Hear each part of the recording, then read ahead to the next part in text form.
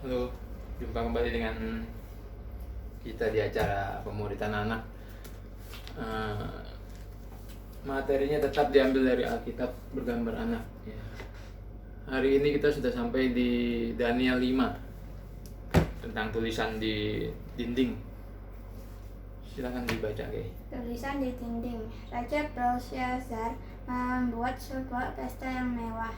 Dia menyuruh pelayannya mengambil cangkir emas dan perak. Cangkir itu milik ayahnya yang diambil dari bait suci Yerusalem.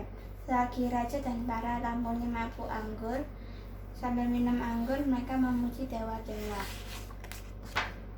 Tiba-tiba muncul jari-jari tangan manusia. Tangan itu menulis sesuatu di dinding. Raja melihat tangan itu menulis. Wajahnya pucat. Dia sangat takut sampai lututnya gemetar. Seluruh penasihat raja tidak dapat membaca tulisan itu. Mereka tidak dapat memberitahu raja arti tulisan itu. Maka Daniel dibawa menghadap raja. Daniel menjawab sang raja, katanya, "Inilah arti tulisan itu. Allah telah menetapkan batas waktu engkau akan memerintah sebagai raja, dan Dia sudah mengakhirinya. Kerajaanmu akan pecah dan diberikan kepada orang Media dan Persia." Kemudian Daniel pun diberi jubah ungu dan kalung emas di lehernya. Dia menjadi penasihat kerajaan. Dan pada malam itu juga Belshazzar mati dibunuh. Kerajaannya diberikan kepada Darius orang Media.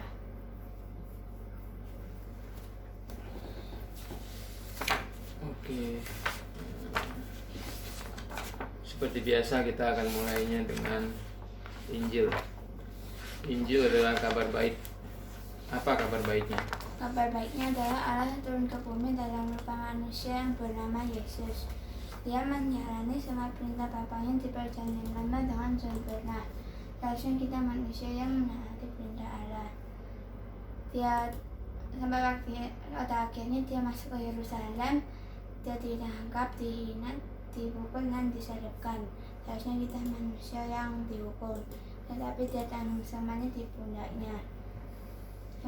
Dia didikam dan diremukkan oleh Bapaknya sendiri untuk memuaskan murka dan keadilan Bapaknya. Dia mati di kayu salib, dikuburkan 3 hari kemudian dia dibangkitkan sebagai tanda pembaharannya telah dilunaskan dan nama baiknya telah dipulihkan, karena dia bukanlah seorang penjahat, melainkan anak Allah. Karena kebangkitan Yesus adalah lambang kemenangan bagi kita orang berdosa, yaitu kita orang berdosa, supaya bertobat dan percaya Injil agar dapat diselamatkan dan dapat masuk ke surga dengan mengandalkan kebenaran Kristus.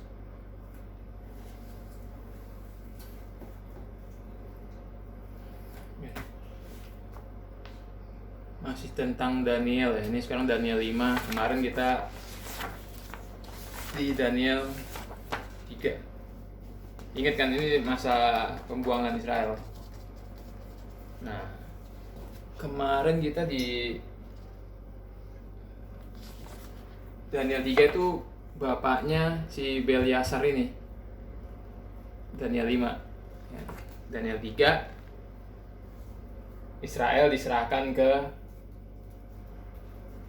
Raja Babel, Nebukadnezar. Nah, terus di Daniel 1 dikatakan Tuhan menyerahkan Yoyakim Raja Yehuda dan sebagian dari perkakas-perkakas rumah Allah ke dalam tangannya. Semuanya itu dibawanya ke tanah Sinear, ke dalam rumah dewanya. Perkakas-perkakas itu dibawanya ke dalam perbendaharaan dewanya. Jadi ada perkakas dari bait Allah itu dibawa ke rumah dewanya si Nebukadnezar. Ya. Dan itu kejahatan di mata Tuhan. Kemarin Papi bilang kan, Tuhan itu selalu ingin memuliakan namanya, meninggikan namanya, membesarkan namanya di tengah orang-orang, di tengah bangsa-bangsa lain selain Israel, di tengah orang-orang kafir, di tengah orang-orang yang tidak mengenal Dia.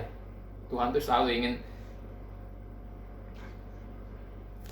membesarkan namanya.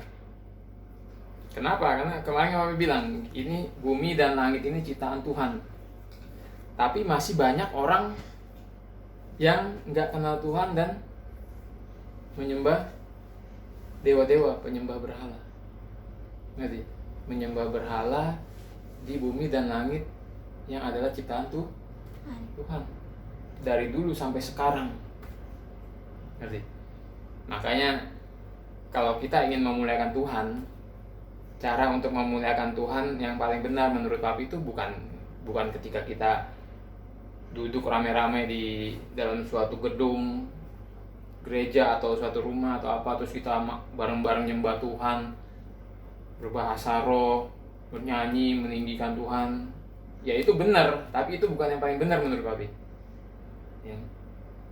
Memuliakan Tuhan yang paling benar itu menurut Papi itu ketika kita keluar ya dari suatu gedung, dari suatu rumah, keluar dari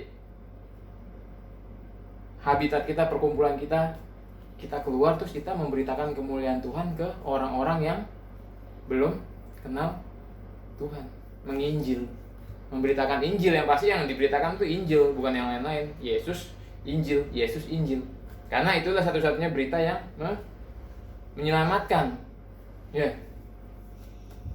Nah, kemarin si Nebukadnezar ini sampai bikin patung besar ya, yang nggak mau nyembah patung dimasukin ke perapian. Terus si Daniel ini sama teman-teman nggak mau nyembah patung. Akhirnya si Nebukadnezar melihat ada orang keempat di dalam perapian itu ya, yang kita tahu itu ada Yesus sendiri. Betul, karena kan menyerupai seorang manusia di situ. Dan walaupun Nebukadnezar melihat itu, dia nggak bertobat. Ya. Sampai ceritanya sekarang anaknya yang jadi raja. Ya, anaknya jadi raja, diulang kembali. Ya, diulang kembali kesalahan ayahnya nih, sama si Belshazzar. Dia mengadakan perjamuan yang besar, diajak minum anggur, mabok-mabokan ya. Belshazzar terus menitahkan orang membawa perkakas dari emas dan perak yang telah diambil dari Nebukadnezar ayahnya dari dalam bait suci Yerusalem, supaya raja dan para pembesarnya, para istri dan para gundik, mereka minum dari perkakas itu. Kurang ajar. Di sini makanya Raja Belshazzar, Tuhan marah. Ya, itu dikatakan oleh Daniel di Daniel 5 ayat 23. Tuanku meninggikan diri terhadap yang berkuasa di sorga. Perkakas dari baitnya dibawa orang kepada Tuanku. Lalu Tuanku serta para pembesar Tuanku, para istri dan para gundik Tuanku telah minum anggur dari perkakas itu. Tuanku telah memuji-muji dewa-dewa dan perak dan emas, dari tembaga, besi, kayu, dan batu yang tidak dapat melihat atau mendengar atau mengetahui, dan tidak Tuanku memuliakan Allah yang menggenggam nafas Tuanku dan menentukan segala jalan Tuanku. Jadi Tuhan Allahnya Abraham, Ishak dan Yakub itu Tuhan Allah pencipta alam semesta. Dia yang mengatasi segalanya, dia menentukan segalanya. Bumi dan langit ini kepunyaannya ya. Kita pernah belajar bahwa sistem pemerintahan Allah itu teokrasi.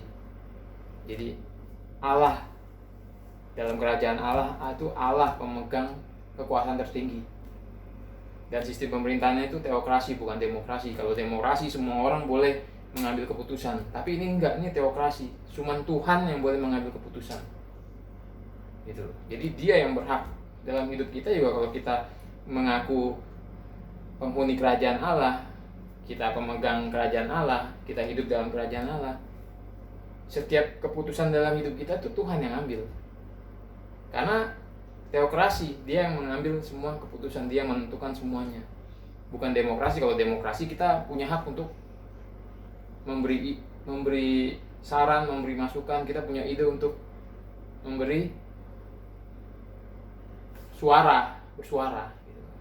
Tapi kita bukan demokrasi, kita teokrasi yang dipegang oleh Tuhan. Nah, di sini si Daniel cerita dulu kesalahan bapaknya si Belsasar juga sama gitu. Tinggi hati, keras kepala, angkuh, akhirnya dijatuhkan tahta kerajaannya. Ya. Dikasih ke Belsasar, tapi si Belsasar juga tidak merendahkan diri gitu. Padahal sudah tahu, tapi tetap nggak mau merendahkan diri. Akhirnya dijatuhkan, sampai akhirnya Tuhan menulis di tembok ya, mene tekel ufarsin ya. Mene artinya masa pemerintahan Tuanku dihitung oleh Allah telah diakhiri. Tekel, Tuanku ditimbang dengan raja yang didapati terlalu ringan. Ya, timbangannya ini timbangan dosa ini ya. Kerajaan Tuanku dipecah dan diberikan kepada orang Media dan Persia. Kalau Tuhan sudah marah, dia akan memecahkan kerajaan, bangsa, dia akan pecahkan. Jadi di sini Israel sudah dipecahkan, dibuang ke bangsa lain juga. Zaman pembuangan ya. Nah, jadi di sini kita belajar ya. Terus si Belsasar karena dia bisa mengartikan ini, dia dihadiahi kain ungu, rantai emas, dimaklumkan tentang dia bahwa di dalam kerajaan dia akan mempunyai kekuasaan sebagai orang ketiga. Yang dikasih hadiah malah si Daniel, tapi si Daniel nggak mau sebenarnya. Di awal dia sudah ngomong, tahanlah hadiah Tuanku, berikanlah pemberian Tuanku kepada orang lain. Namun demikian aku akan membaca tulisan itu bagi raja dan memberitahukan maknanya kepada Tuanku. Jadi di sini kita belajar bahwa seperti yang kita belajar sebelumnya, bahwa ada manusia yang ditetapkan binasa dan ada manusia yang ditetapkan hidup selamat. Ngerti? Ya. Kalau kita belajar manusia yang ditetapkan binasa, ya seperti Nebukadnezar gini. Walaupun dia sudah melihat kehebatan Tuhan, kemuliaan Tuhan, tapi tetap nggak mau bertobat sampai akhirnya mati di dalam dosa. Sama anaknya juga gitu, niru bapaknya padahal dia sudah tahu bapaknya salah, tetap ditiru, akhirnya kena juga, mati di dalam dosa. Ya, pada malam itu juga terbunuhlah Belsasar, raja orang Kasdim itu. Tapi ada juga orang-orang yang ditentukan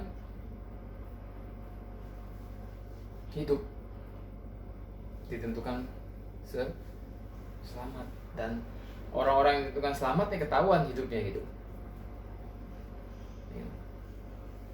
Kenyataan hidupnya tuh jelas. Tapi pernah bilang bahwa hidup kekristenan itu realita, kenyataan. Orang yang sudah diselamatkan, orang yang sudah lahir baru, hidupnya ya realita, kenyataannya dia akan hidup seperti seorang ciptaan baru. Ngerti? Dia akan kita pernah belajar apa yang Tuhan kerjakan bagi orang yang dia selamatkan, ya. Dia akan ditarik, dikuduskan, dibersihkan dari berhala-berhalanya, diberikan hati yang baru, Roh Kudus, dia akan takut kepada Tuhan, takut kepada firman, dia akan diberikan hati yang taat. Nah, itu kenyataan hidup orang yang diselamatkan, kenyataan hidup dari orang Kristen, kenyataan hidup dari gereja, jemaat, kenyataan hidup dari orang-orang yang punya iman sejati. walaupun masih bisa jatuh dalam dosa. Orang yang lahir baru itu masih bisa jatuh dalam dosa. Tapi karena apa ya? Karena dia punya Roh Kudus, karena hatinya sudah diganti dengan yang baru, ada Roh Kudus yang selalu mengingatkan orang tersebut. Ketika dia jatuh dalam dosa, Roh Kudus mengingatkan, dan respon orang ini pasti cepat terhadap dosa. Responnya pasti cepat. Responnya apa ya? Bertobat gitu. Ngerti ya? Ketika dia ditegur oleh Roh Kudus, responnya cepat, karena kasih itu pasti ditandai dengan respon yang cepat. Ngerti? Kalau Kelin mengasihi orang tua misalkan, nah respon Kelin ke orang tua itu pasti cepat. Kalau Kelin mengasihi Tuhan, respon kamu pasti cepat, taat. Disuruh apa langsung taat, disuruh apa langsung taat. Orang tua nyuruh apa langsung taat, cepet gitu. Ngerti ya?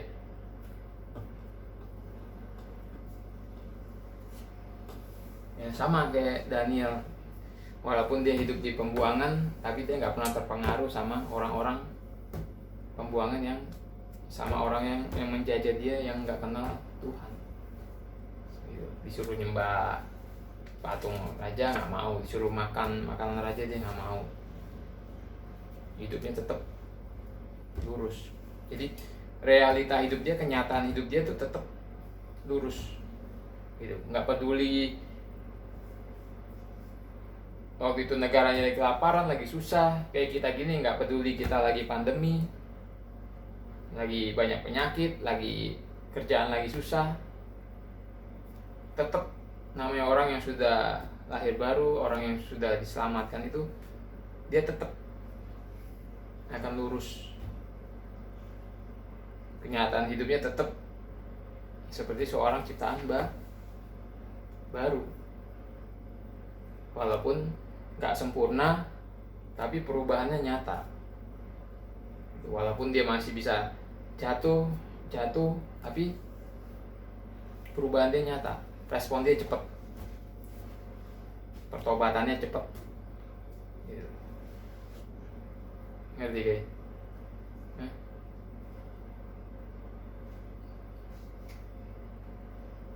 Wah, iya, dia nggak sempurna, tapi ketika dia jatuh dalam dosa, dia merespon, dia tahu dia nggak nyaman di dalam dosanya itu, dia tahu, dan dia bisa merespon dengan pertobatan segera gitu. Kalau ada orang yang nyaman di dalam dosanya, nah itu berbahaya. Itu imannya boleh diragukan gitu. Ngerti? Kalau kamu nyaman di dalam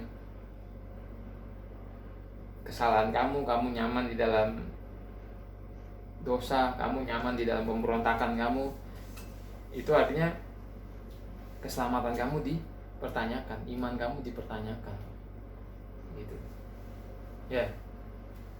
Jadi kenyataan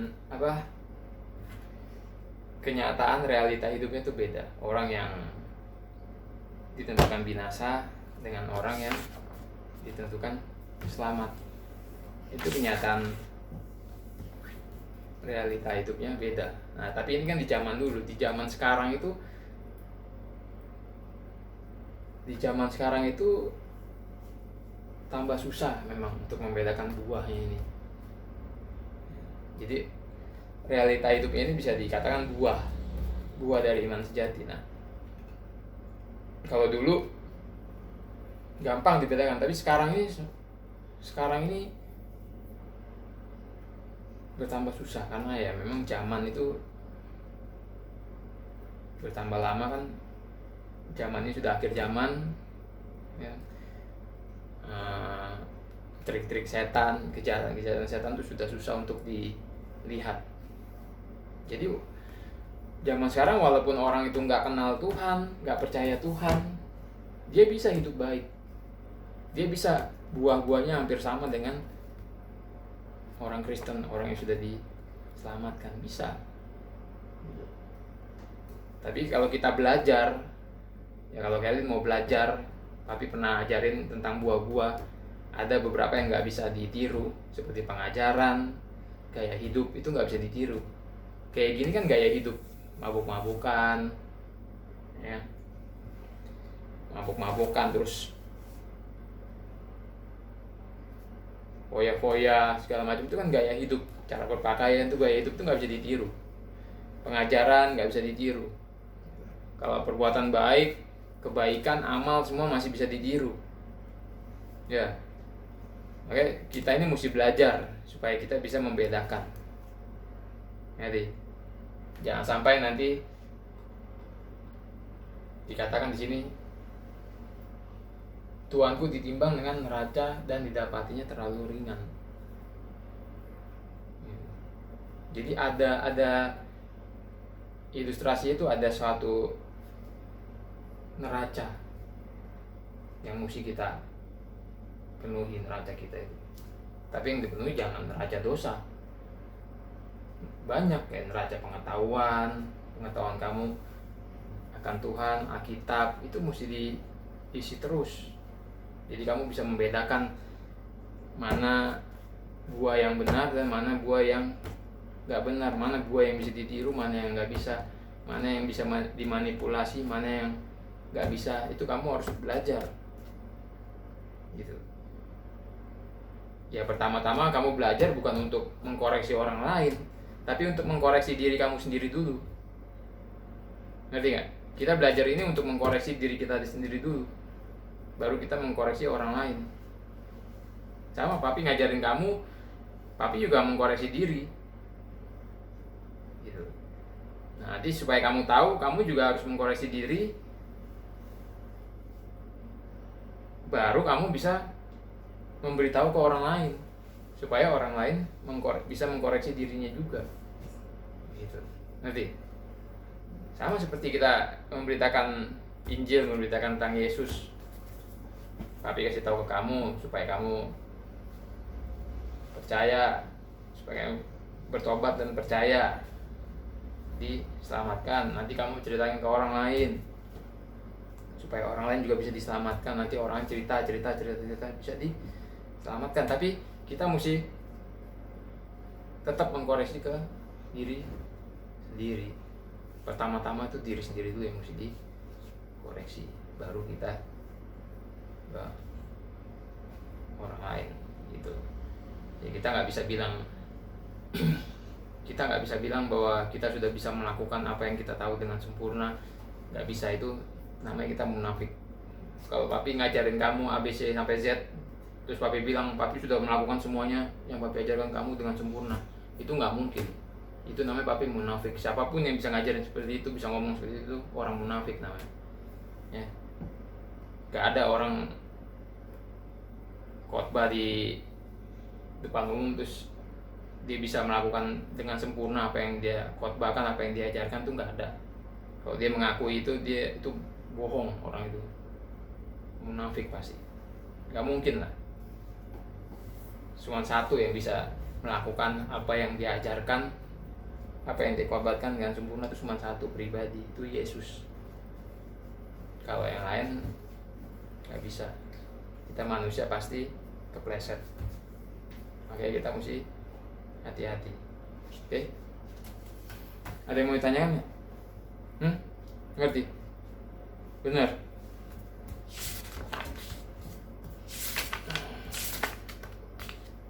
Besok kita masih di Daniel 6 ya. Daniel dan singa.